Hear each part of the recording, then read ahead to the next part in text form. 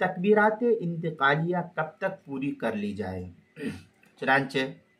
تکبیرات انتقالیہ میں اس کا خاص خیال رکھیں کہ منتقلی کا عمل شروع ہوتے ہی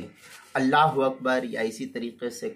سمیع اللہ لمن حمیدہ شروع کر دینا چاہیے۔ جیسے ہم اب رکوع میں جا رہے ہیں تو رکوع میں جاتے ہی فوراً کہ اللہ اکبر، اس طریقے سے کہتے ہوئے ہم رکوع کے اندر فوراً چلے جائیں۔ اب رکوع سے جیسے ہی اٹھتے ہیں تو بعض ائمہ حضرات کیا کرتے ہیں کہ جب اٹھ کر کے کھڑے ہو جاتے ہیں تب اس طریقے سے کھڑے ہونے کے بعد سمیع اللہ لمن حمیدہ کہتے ہیں، تو یہ عمل ٹھیک نہیں ہے، مکروہ ہے، اس سے پیچھے والے کی نماز کا خطرہ ہے۔ جو ہی آپ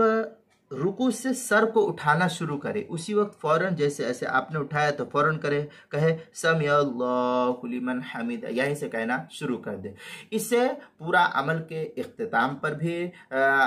ختم ہو جائے گا، یعنی آپ جب سے ابتدا کیے اللہ اکبر میں کہتے ہوئے رکوع میں تو رکوع میں کہتے ہوئے آپ پورے رکوع تک پہنچ گئے اللہ اکبر کہتے ہوئے، اور اسی طریقے میں سمیع اللہ لمن کہتے ہوئے آپ جب قیام کی طرف چلے گئے تو پورا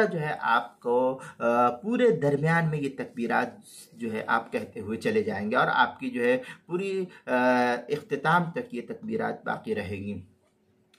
اگر عجلت یعنی کوئی جلدی ہے یا یہ تاخیر کر دی ہے اس صورت میں، اور دوسرے رکن میں جانے کے بعد پھر اللہ اکبر کو اللہ اکبر کے کلمے کو زبان سے نکالا تو پھر اس صورت میں کراہت لازم آتی ہے۔ اس سے ائمہ حضرات کو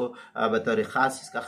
خاص خیال رکھنا چاہیے، اور وہ لوگ جو نماز خود پڑھتے اپنی تو ان کو بھی اس کا خاص خیال رکھنا چاہیے۔ چنانچہ حلبی کبیری کے اندر وَيَكْرَهُ أَن يَأْتِي بِالْأَذْكَارِ الْمَشْرُوعَةِ فِي الانتقالات بعد تمام الانتقال، یہ حلبی کبیری کی عبارت ہے، صفحہ 357، کتاب المسائل اس کی پہلی صفحہ 383 پر بھی اس کو نقل کیا گیا ہے۔